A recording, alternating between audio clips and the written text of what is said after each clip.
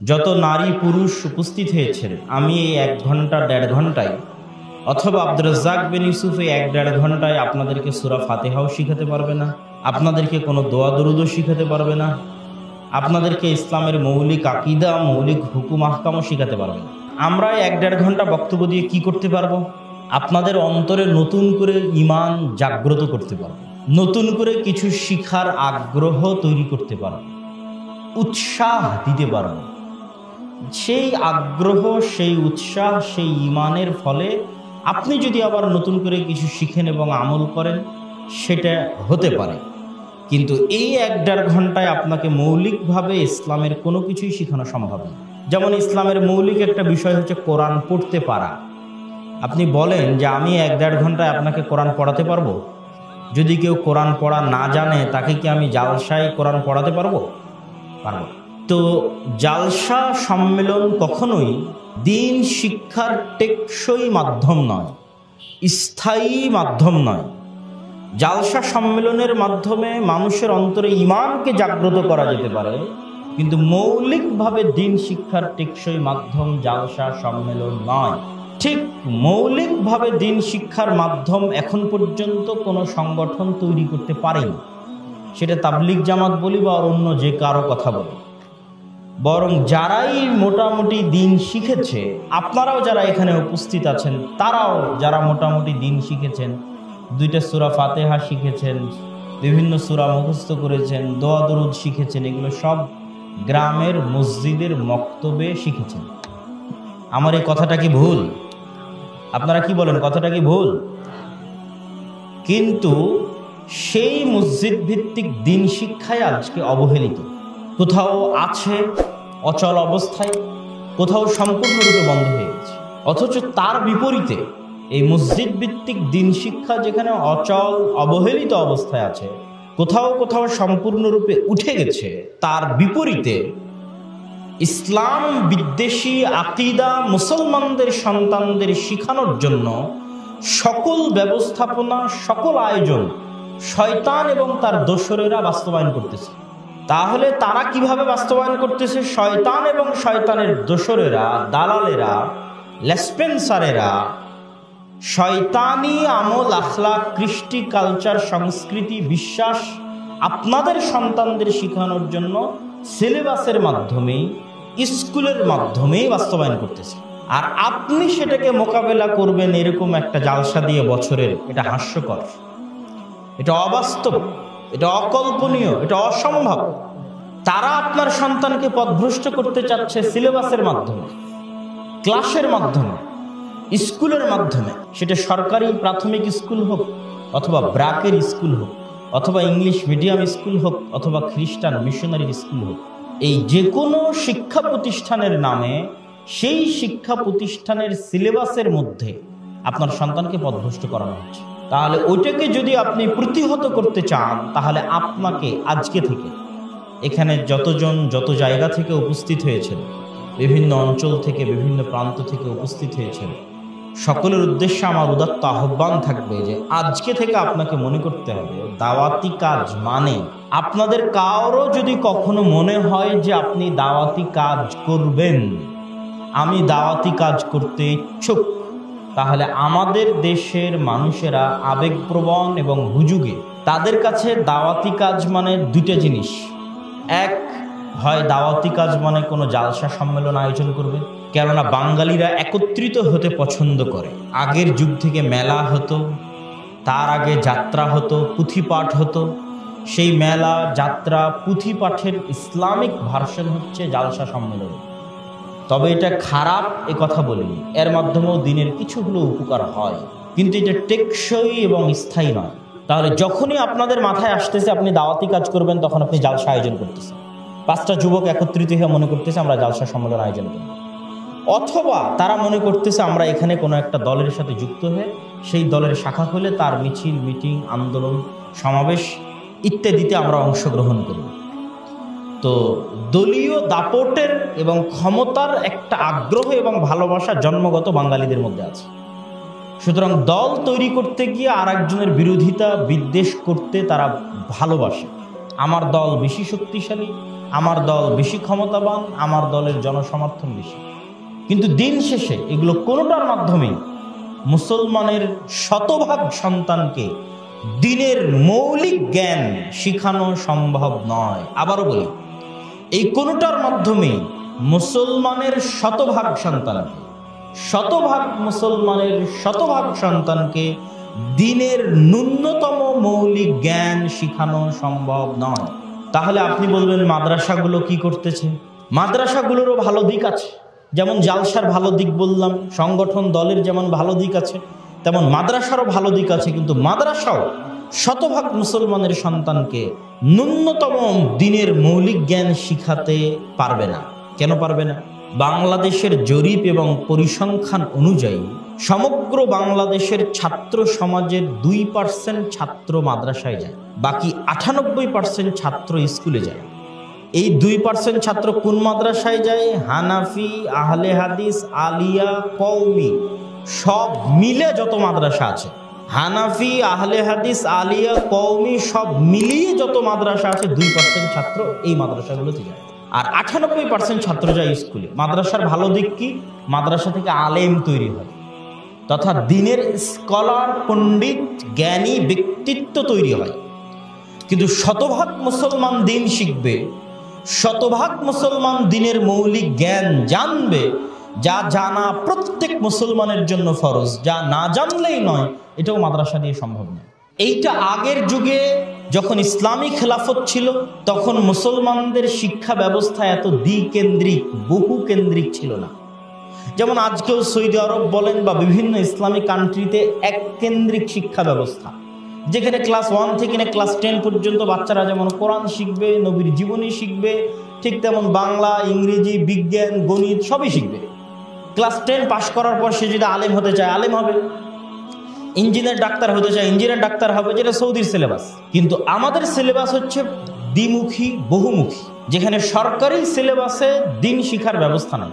কিন্তু যখন আমাদের এখানেও মুসলমানদের শাসন ব্যবস্থা ছিল, তখন সেখানে সিলেবাস এরকম ছিল না, বরং দুনিয়াবী শিক্ষা হলেও দ্বীনের ন্যূনতম মৌলিক জ্ঞান শেখানোর ব্যবস্থা ছিল। এবং শুধু তাই নয়, ভারত উপমহাদেশের ইতিহাস বলে যে ব্রিটিশরা ভারত উপমহাদেশে আগমনের পূর্বে 1757 সালের 23 জুন পলাশির আম্রকাননে ব্রিটিশদের হাতে নবাব সিরাজউদ্দৌলার পতনের পূর্ব পর্যন্ত, বাদশাহ আলমগীরের শাসন আমলের শেষ পর্যন্ত এত বেশি পরিমাণে মসজিদ, মাদ্রাসা, শিক্ষা প্রতিষ্ঠান পুরো ভারত উপমহাদেশে ছিল যে গবেষকরা, ঐতিহাসিকগণ দাবি করছেন মসজিদ, মাদ্রাসা এবং শিক্ষা প্রতিষ্ঠানের নামে সমগ্র ভারত, পাকিস্তান, বাংলাদেশের 5 ভাগের 1 ভাগ সম্পত্তি ওয়াকফ এবং দান করা ছিল। সমগ্র ভারত, পাকিস্তান, বাংলাদেশকে 5টা ভাগ করলে 1 ভাগ, তথা গোটা বাংলাদেশের সমান বা গোটা বাংলাদেশের চাইতে বড় একটা এরিয়ার সমান সম্পত্তি এই পুরো এরিয়ায় বিভিন্ন মসজিদ, মাদ্রাসা, দ্বীনি শিক্ষা প্রতিষ্ঠানের নামে ওয়াকফ বা দান করা ছিল। তাহলে আপনি বলবেন সেগুলো কোথায় গেল? ব্রিটিশরা ক্ষমতায় আসার পর যখন লাখেরাজ সম্পত্তি বাজেয়াপ্তকরণ, লাখেরাজ মানে যেই সম্পত্তির ট্যাক্স দেওয়া লাগতো না, সেটি ওয়াকফ এবং দানের সম্পত্তি, সেই সম্পত্তিগুলো ব্রিটিশরা বাজেয়াপ্ত করে সরকারি করে পুনরায় জমিদারদের মধ্যে বন্টন করে দেয়। এবং শেরে বাংলা, একে ফজলুল হকের উভয় বাংলা মিলে একত্রিত যে বাংলা ছিল, সেই বাংলার উনি যে মুখ্যমন্ত্রী হয়েছিলেন, প্রধানমন্ত্রী হয়েছিলেন, এবং সম্ভবত 1935 অথবা 37 সালে যখন জমিদারি প্রথা বিলুপ্ত করা হয়, তার আগের যদি কোনো রেকর্ড আপনাদের কাছে থেকে থাকে, RS এর আগে CS বা S এর কোনো রেকর্ড যদি থেকে থাকে, সেখানে যেই জমিদারকে আপনারা কর দিতেন তাদের নাম, যাদেরকে কর দিতেন তাদের নাম উল্লেখ করা আছে, তথা ব্যক্তিগত মালিকানা প্রমাণিত ছিল না। তথা আপনারা আজকে যেই সম্পত্তির মালিক দাবি করতেছেন, এই সম্পত্তির মালিক আপনারা শেরে বাংলা, একে ফজলুল হকে যখন প্রধানমন্ত্রী হয়, জমিদারি প্রথা বিলোপ করা হয়, তখন আপনারা মালিক হয়েছেন। তারপর থেকে আজ পর্যন্ত এই সম্পত্তির মালিক আছেন, তাছাড়া আপনারা এই সম্পত্তির মালিক ছিলেন না। এটা সম্পূর্ণরূপে ব্রিটিশরা জমিদারি হিসেবে ভাগ করে দিয়েছিল এবং মুসলমানদেরও যত সম্পত্তি মসজিদ, মাদ্রাসার নামে দান এবং ওয়াকফ করা ছিল সব বাজেয়াপ্ত করা হয়েছিল। ফলত এখন মসজিদ মাদ্রাসার নামে যত সম্পত্তি আছে এগুলোর বয়স কত বছর? 100 বছর, 150 বছর, 200 বছর। তার মানে মুসলমানেরা কি এই দেশে 100, 150, 200 বছর থেকে বাস করে না, 800 বছরেরও বেশি থেকে বাস করে। তাহলে 800 বছর আগের মসজিদ কোথায়, 800 বছর আগের মাদ্রাসা কোথায়? নাই কেন? তুই একটা পুরাতন ছাড়া, যেগুলো সরকারিভাবে রক্ষণাবেক্ষণ করা হতো, ব্রিটিশরা রক্ষণাবেক্ষণ করেছিল, ওইরকম ঐতিহাসিক মসজিদ ছাড়া নাই। সম্মানিত উপস্থিতি, তো যেহেতু আমাদের শিক্ষা ব্যবস্থা আমাদের হাতে থাকেনি, ব্রিটিশরা চলে যাওয়ার পরেও, ইসলামের নামে 1947-এ পাকিস্তান তৈরি হওয়ার পরেও, 1971-এ ওই একই মানচিত্রের উপর বাংলাদেশ তৈরি হওয়ার পরেও কখনোই আমাদের শিক্ষা ব্যবস্থা সেকুলারিজম মুক্ত হতে পারেনি। যেখানে দিন শিক্ষার একটা মৌলিক দাবি এবং ব্যবস্থাপনা থাকবে, ন্যূনতম কোরআন শিক্ষা এবং আল্লাহর নবীর জীবনী শিক্ষা বাধ্যতামূলক থাকবে, এরকম কোনো পরিবেশ আমরা গড়ে তুলতে পারিনি বা হয়নি। তারপরেও যতটুকু ছিল কল্যাণকর ছিল, ভালো ছিল, নিকট ভবিষ্যতে যা আসতেছে তার চাইতে, এখন যা আসতেছে তার চাইতে, এখন শিক্ষা কারিকুলাম পরিবর্তনের নামে যে ধরনের ভয়ঙ্কর আকীদা এবং বিশ্বাস আমাদের সন্তানদেরকে শেখানো হচ্ছে বা হবে অদূর ভবিষ্যতে, তা লোম শিহরণকারী।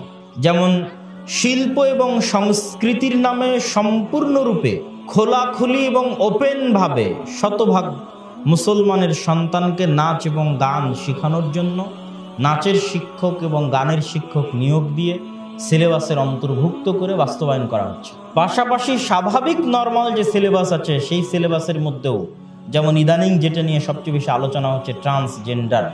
আমি নিজে যখন ইউকে বা যুক্তরাজ্যে গেছি, ততদিনেও বাংলাদেশে এই ট্রান্সজেন্ডার বলেন, এলজিবিটি বলেন, এগুলোর নাম সেভাবে উচ্চারিত হয়নি। প্রথম ইউকে যুক্তরাজ্যে যাওয়ার পর যেখানেই বক্তব্য দিতে যেতাম, সেখানেই অভিভাবকদের দাবি যে আপনি এই বিষয়ে আলোচনা করেন। তা আমরা তো এই বিষয়ের সাথে পরিচিত না, কোনোদিন শুনিনি সেভাবে, তো কিভাবে সেই বিষয়ের উপর আলোচনা করব? কিন্তু অভিভাবকদের মন্তব্য শুনতে শুনতে, ইস্ট লন্ডন মসজিদের যিনি ইমাম তার সাথে কথা বলে, আরও বিভিন্ন অঞ্চলে যারা মুসলমানদের মধ্যে কাজ করে তাদের সাথে কথা বলে দেখতেছি প্রত্যেকটা জায়গায় অভিভাবকদের একটাই দাবি যে আপনি এই বিষয়ে কথা বলেন, এলজিবিটিকিউ এর উপর আলোচনা করেন, ট্রান্সজেন্ডারের উপর আলোচনা করেন। আমাদের ভবিষ্যৎ প্রজন্ম ধ্বংস হয়ে যাচ্ছে। কেন? বাধ্যতামূলকভাবে স্কুলে এবং কলেজে সিলেবাসে এটা শেখানো হয়। ফলত শয়তান কি ওয়াসওয়াসা দিবে সেটা পরের কথা। শয়তান তো স্বয়ং সিলেবাসের মধ্যে চলে এসেছে, শয়তান তো নিজে সিলেবাস লিখেছে। এই জন্য কে কি বলছে এই বিষয় সেটা আমার বিষয় নয়। আমি যেটা বলেছি, এর আগেও 2 দিনে বক্তব্যে বলেছি, আজকেও বলতেছি। যেমন শরীফার গল্প নিয়ে আলোচনা হচ্ছে, আমি বলেছি যে সম্পূর্ণরূপে ইবলিস শয়তান নিজে হাতে এই গল্প লিখেছে, এবং আমি ওয়াল্লাহে আল্লাহর কসম করে বলেছি, ওয়াল্লাহে আল্লাহর কসম করে বলেছি, ওয়াল্লাহে আল্লাহর কসম করে বলেছি যে শয়তান নিজে হাতে লিখেছে। কেন বলেছি? যে এটা হচ্ছে শয়তানের সবচেয়ে বড় চাওয়া। অন্য কোনো কাজের মাধ্যমে, অন্য কোনো গুনাহের মাধ্যমে শয়তান মানুষকে সেভাবে নিচে নামাতে পারে না। শয়তানের একটা চাওয়া যে আদমের সন্তানকে আমাকে সিজদা করতে হয়েছে, একে আমি মান এবং সম্মানে সবচেয়ে নিকৃষ্ট পশুতে পরিণত করি। যেমন কওমে লুত আলাইহিস সালাতু ওয়াস সালামের কওমকে শয়তান মান সম্মান এবং আত্মমর্যাদা এবং ইজ্জতে সবচেয়ে নিম্ন স্তরে নিয়ে গেছিল। আর অন্যান্য কওম গুনাহ করেছে, ফেরাউন গুনাহ করেছে, কিন্তু ফেরাউনের মানবিক মর্যাদা বাকি ছিল। ফেরাউন মানুষ হিসেবে তার মানবিক মর্যাদা বাকি ছিল। ফেরাউন পুরুষ হিসেবে তার মানবিক মর্যাদা বাকি ছিল। শাসক হিসেবে তার মানবিক মর্যাদা বাকি ছিল। শুধু তাই নয়, মক্কার কোরাইশ যারা কাফের এবং মুশরিক ছিল, তাদের স্বাভাবিক মান মর্যাদা, আত্মমর্যাদা, আত্মসম্মান অনেক উঁচু লেভেলের ছিল। আবু সুফিয়ান রাদিয়াল্লাহু তাআলা আনহু যখন কাফের ছিলেন, মক্কা বিজয়ের পূর্বে বদরের যুদ্ধে আল্লাহর নবীর বিরুদ্ধে যুদ্ধ করেছেন, উহুদের যুদ্ধে আল্লাহর নবীর বিরুদ্ধে যুদ্ধ করেছেন, খন্দকের যুদ্ধে আল্লাহর নবীর বিরুদ্ধে যুদ্ধ করেছেন।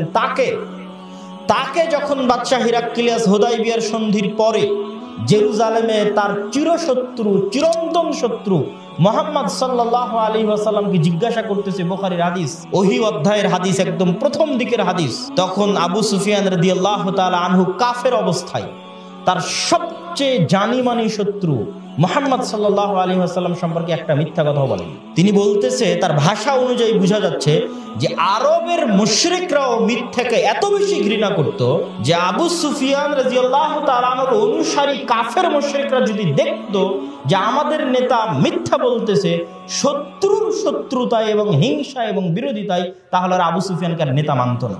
এই লেভেলের ব্যক্তিত্ব, আত্মমর্যাদা, আত্মসম্মান তৎকালীন যুগের কাফের এবং মুশরিকদের ছিল। সুতরাং তারাও তাদের মানুষের মর্যাদা থেকে নিচে নামেনি। তো কারা মানুষের মানবিক মর্যাদা থেকে পশুর পর্যায়ে নেমে গেছে?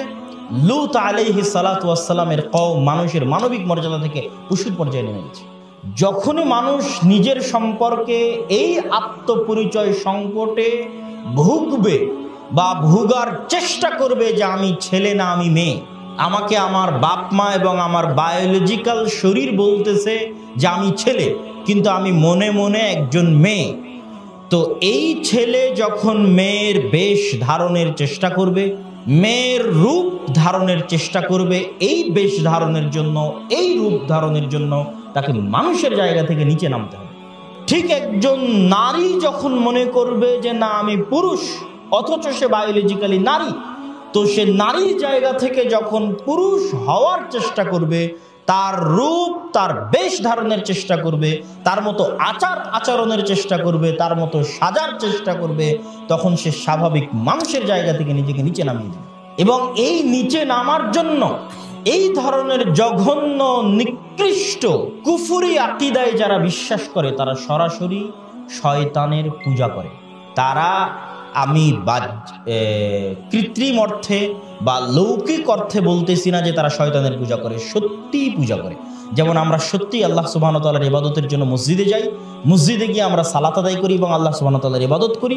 তারা সত্যি ওইভাবেই শয়তান কি কি কাজে সন্তুষ্ট হতে পারে, ইবলিস কি কি কাজে সন্তুষ্ট হতে পারে তাদের উপর, কত নিচে নামলে, কত নিকৃষ্ট পর্যায়ে গেলে ইবলিস তাদের উপর সন্তুষ্ট হতে পারে, কত অপবিত্র থাকলে, কতদিন অগোসল অবস্থায় থাকলে, কতদিন নামাজ কালাম না পড়লে, কতদিন পেশাব পায়খানার মতো নিকৃষ্ট জায়গার মধ্যে থাকলে, এইরকম যত অপবিত্রতার লেভেলের যত নিকৃষ্ট রকমের কার্যক্রম আছে, ট্রান্সজেন্ডার বা এই জাতীয় বিশ্বাস যারা লালন করে, তারা ওইভাবেই ওই রকম অপবিত্রতা, ওই রকম জঘন্য, ওই রকম নিকৃষ্টতার মধ্যে নিজেকে দিনের পর দিন, রাতের পর রাত নিমজ্জিত রেখে ইবলিস শয়তানকে সন্তুষ্ট করতে চায়।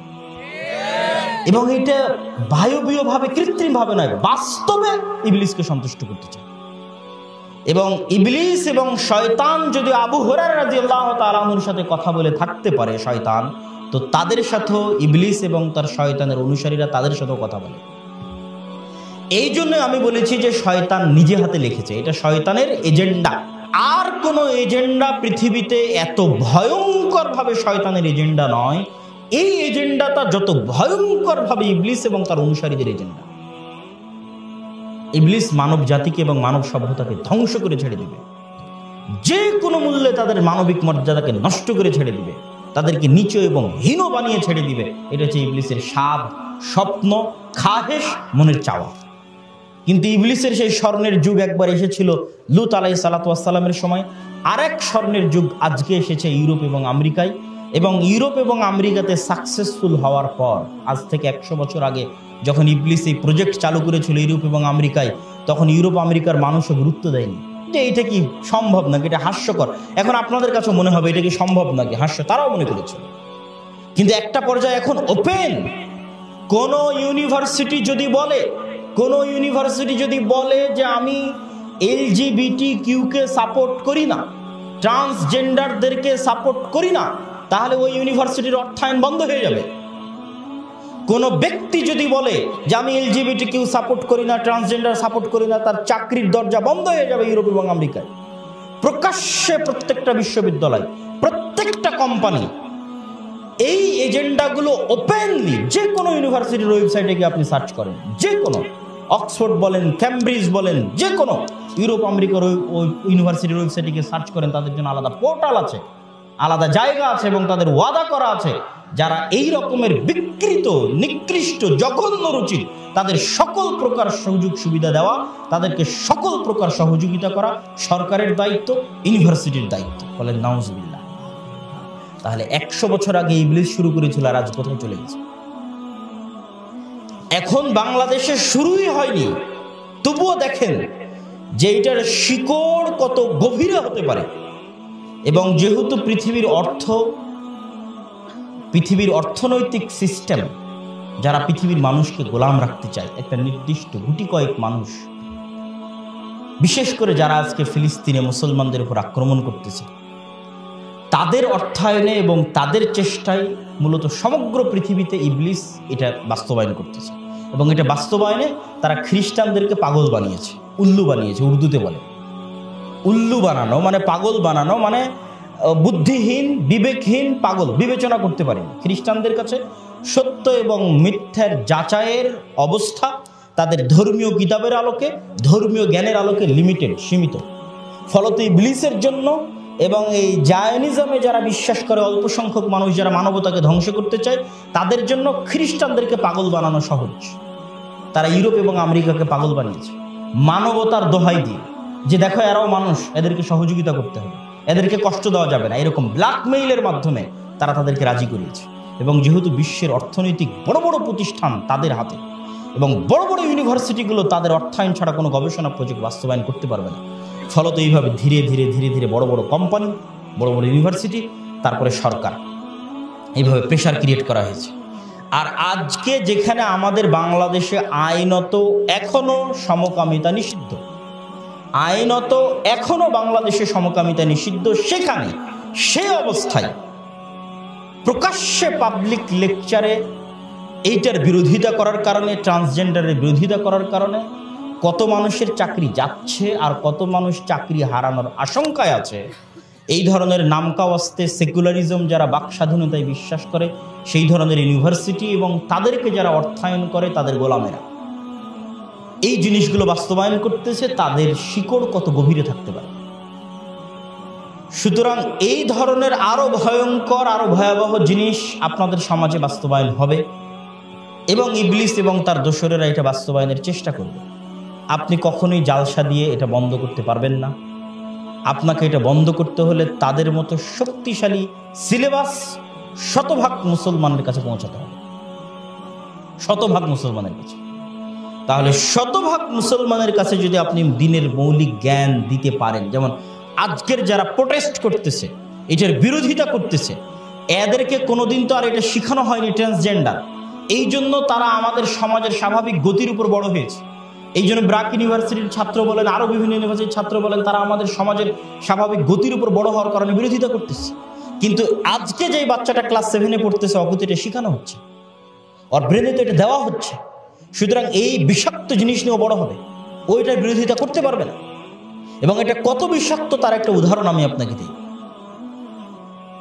কোনো মা এবং বোন যদি দিনের পথে আসার পরে, পর্দা করার পরে, কোরআন হাদিস পড়ার পরেও একটা বাতিল আকীদা ছাড়তে পারে না, একটা বাতিল বিশ্বাস ছাড়তে পারে না। কোন বাতিল বিশ্বাস? ছেলে হোক মেয়ে হোক, দুটি সন্তানই যথেষ্ট। কেন ছাড়তে পারে না? টানা 10 বছর সিলেবাসে তাকে এটা পড়ানো হয়েছে, প্রত্যেক বইয়ের শেষ পৃষ্ঠায় লেখা হয়েছে, লেখকে লিখেছে, বিভিন্ন বইয়ে আছে, প্রবন্ধে আছে, ক্লাসে টিচার বলেছে, বলতেই থাকে যে ছেলে হোক মেয়ে হোক, দুটি সন্তানই যথেষ্ট। সুখী পরিবার লাগবে, অল্প সন্তান লাগবে। তাহলে ওই মেয়েটা যখন ক্লাস 10 ইন্টার কোনো কিছু পাশ করার পর কোনো একটা আলেমের বক্তব্য শুনে সে দিনের লাইনে আসতেছে, পর্দা করতেছে, সালাত আদায় করতেছে, তবুও এই বিশ্বাসটা তার ব্রেন থেকে আউট হয় না। কেন? এটা তাকে সিলেবাসে পড়ানো হয়েছে।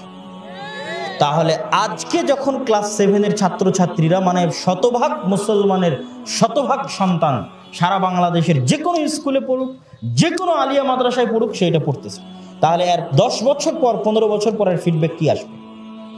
তাহলে এইটাকে রদ করার জন্য, বাতিল করার জন্য মসজিদ ভিত্তিক শতভাগ মুসলমানের দিন শিক্ষা, দিনের মৌলিক শিক্ষা, যেখানে অন্তত তার ব্রেনে এটা আগে থেকেই থাকবে, ইসলাম কি চায়, ইসলাম কি বলে, মানুষের মর্যাদা কি, ইসলামের আকীদা কি, কোরআন কি, আমাদের নবী কি, সাহাবীরা কি, ফেরেশতা কি, পরকাল কি, জান্নাত জাহান্নাম কি, মৃত্যু কি, এবং শয়তান কি চায়, শয়তান কিভাবে মানুষকে ধ্বংস করতে চায়, এগুলো সকল কিছুর ন্যূনতম মৌলিক জ্ঞান যদি প্রত্যেক মুসলমানের সন্তানের কাছে পৌঁছে দেওয়া সম্ভব হয়, তাহলে অন্তত পক্ষে তারা ফাইট করতে পারবে। তাদের অন্তরে প্রশ্ন থাকবে যে আমি তো মক্তবে এই জিনিসটা শিখেছিলাম, কিন্তু আজকে তো দেখতেছি আমার স্কুলে এটা পড়াচ্ছে, তাহলে কোনটা সঠিক? এই প্রশ্নটা অন্তত তার ব্রেনে থাকবে। আর যদি আপনি আপনাদের সন্তানদেরকে দিনের শিক্ষা ছাড়াই এখন স্কুলগুলোতে পাঠান, তাহলে আমি কসম করে বলতে পারি, যেমন আগেরটা কসম করে বলেছিলাম, এটাও কসম করে বলতে পারি যে আপনি আপনার সন্তানকে সরাসরি ইবলিসের কাছে পাঠিয়ে দিলেন, সরাসরি শয়তানের কাছে পাঠিয়ে দিলেন। শয়তানের অসংখ্য ফাঁদের মুখে আপনার সন্তানকে ফেলে দিলেন, কোনো প্রকার প্রোটেকশন ছাড়াই, কোনো প্রকার টিকা ছাড়াই, কোনো প্রকার ইঞ্জেকশন ছাড়াই, কোনো প্রকার ওষুধ ছাড়াই। ওকে এখন শয়তান অতি সহজে তার গোলাম বানিয়ে ফেলবে। সম্মানিত উপস্থিতি, এই জন্য আমি এই জায়গায় এসে আর একটা বাক্য যুক্ত করি। যেমন আজকে আপনারা ট্রান্সজেন্ডারের নাম শুনতেছেন, মানুষের মুখে দেখতেছেন, ফেসবুকে আলোচনা করতেছেন। আজ থেকে 1 বছর আগে যুক্তরাজ্যে যাওয়ার আগে আমি কোনোদিন বাংলাদেশে শুনিনি।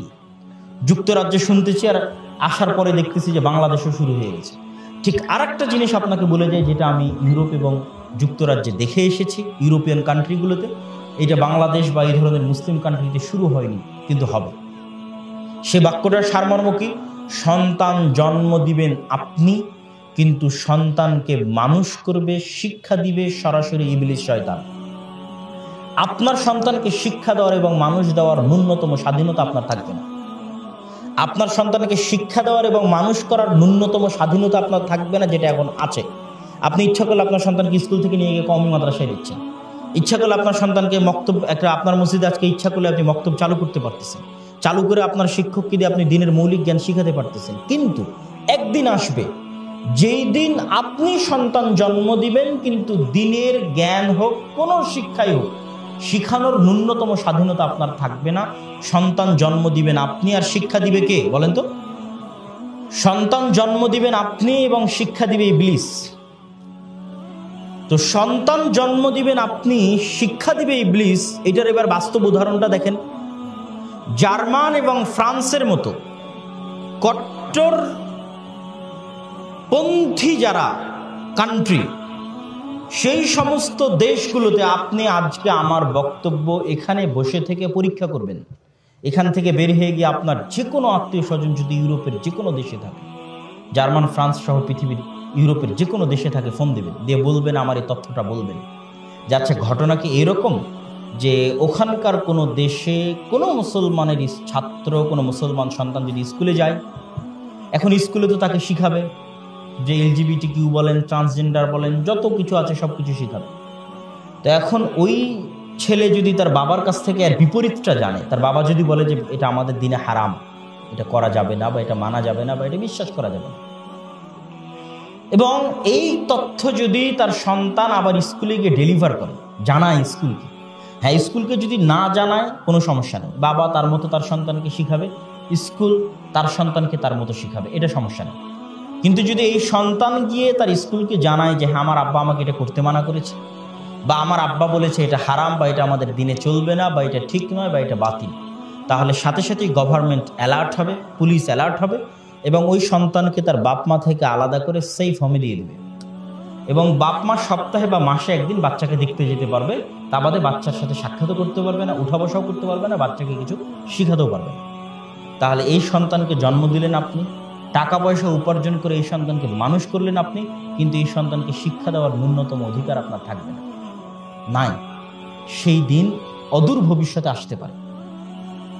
যেমন একটা সময় আপনারা কোনোদিন ট্রান্সজেন্ডারের নামই শোনেননি, LGBTQ এর নামই শোনেননি, আমরাও শুনিনি। আজকে দেখতেছেন সিলেবাসের মধ্যে ঢুকে গেছে, হতবাক হচ্ছেন কি রে, এর বিরোধিতা করার কারণে শিক্ষকের চাকরি চলে যাচ্ছে। তো সেই দিন বেশি দূরে নয় যেদিন এরকম পরিবেশ আসতে পারে। এই জন্য আমি বলেছি কি, সন্তান আপনি জন্ম দিবেন, আপনার সন্তানকে মানুষ করবে, শিখাবে হচ্ছে ইবলিস, সরাসরি ইবলিস এবং তার দোসরেরা। ইবলিসের লেখা সিলেবাস, ইবলিসের লেখা শিক্ষক ট্রেনিং এবং ইবলিসের অনুসারী শিক্ষক মণ্ডলী আপনার সন্তানকে পড়াবে এবং আপনার সন্তানকে শিখাবে, এবং আপনার সন্তানকে পরিপূর্ণরূপে ইবলিসের একজন খাঁটি গোলাম বানাবে, ইবলিসের একজন খাঁটি দাস বানাবে।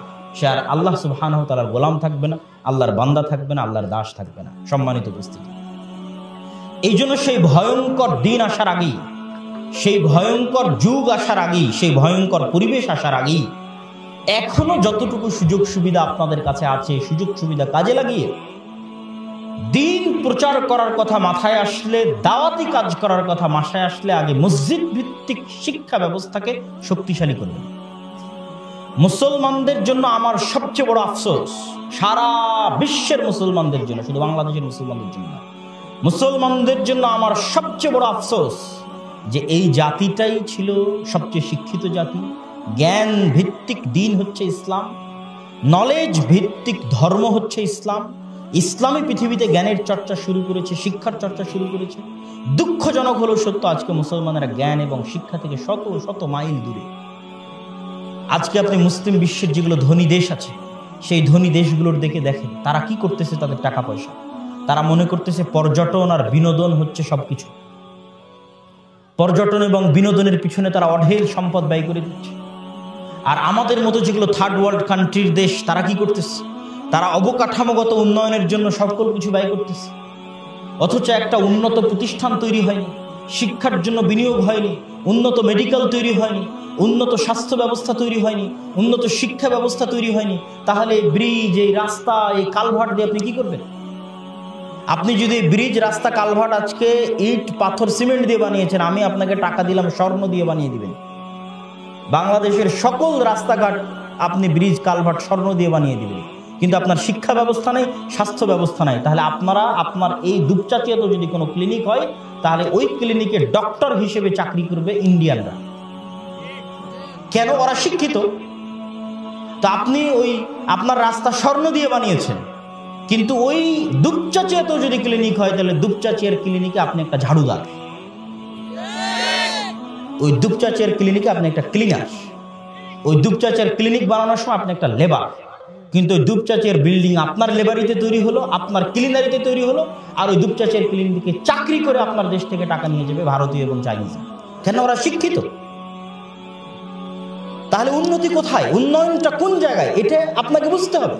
মুসলমানদেরকে, আমি শুধু বাংলাদেশ বলিনি, সারা বিশ্বের মুসলমানদেরকে বলতেছি, সেই একই অবস্থা আজকে কোথায় দাঁড়িয়েছে?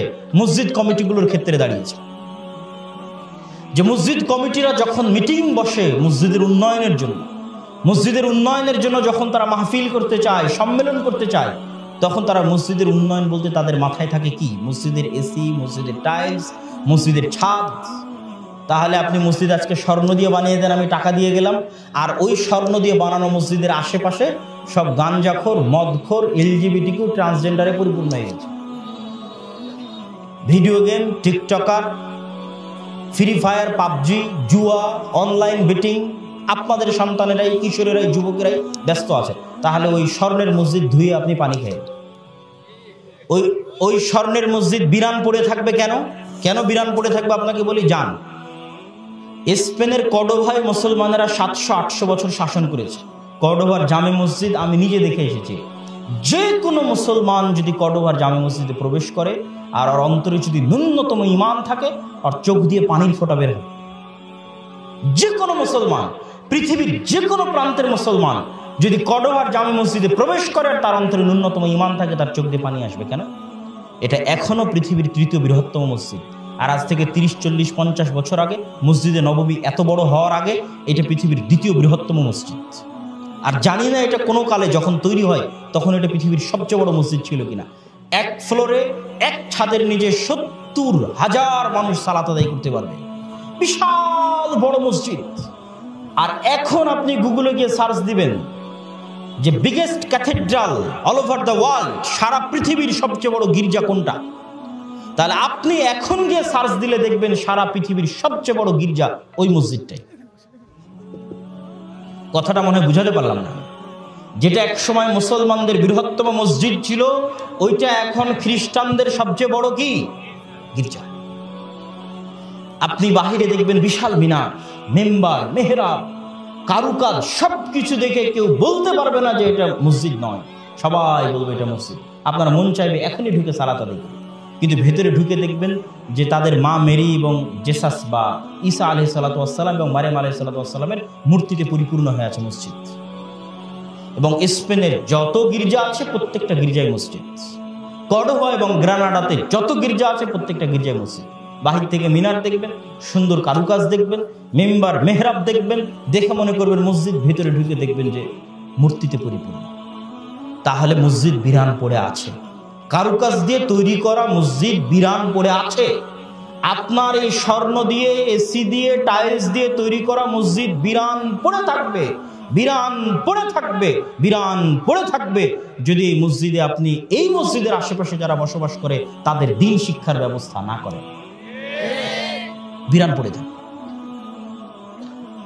এবং আপনার যদি বিশ্বাস না হয়, আমি যেটা বলতেছি আমার অন্তরের দুঃখ কষ্ট বাস্তব অভিজ্ঞতার আলোকে আমি যেটা বলতেছি, এটা যদি আপনার বিশ্বাস না হয় তাহলে আপনি বাস্তবে পরীক্ষা করবেন কিভাবে সেটাও আপনাকে বলি। বাস্তবে পরীক্ষা করার জন্য আপনি আপনার মসজিদের যে কমিটি আছে এই কমিটিকে পরিবর্তন করে যদি মনে করেন আপনি আজকে একদিনের জন্য, 5 দিনের জন্য 5 জন ইউরোপিয়ানকে বা 5 জন আমেরিকানকে আপনার মসজিদের কমিটি করে দিন। এই একদিনের জন্য, 5 দিনের জন্য যদি 5 জন আমেরিকান বা 5 জন ইউরোপিয়ান আপনার মসজিদের কমিটি হয় এবং তারা যদি আপনার মসজিদের প্রথম মিটিংয়ে বসে, তাহলে মসজিদের ফান্ডে যদি 10 টাকাও থাকে, মসজিদের ফান্ডে যদি 10 টাকাও থাকে, তাহলে ওই খ্রিস্টান মিশনারিরা, ওই ইউরোপিয়ানরা, ওই আমেরিকানরা আর 5টা টাকা শিক্ষার জন্য ব্যয় করবে।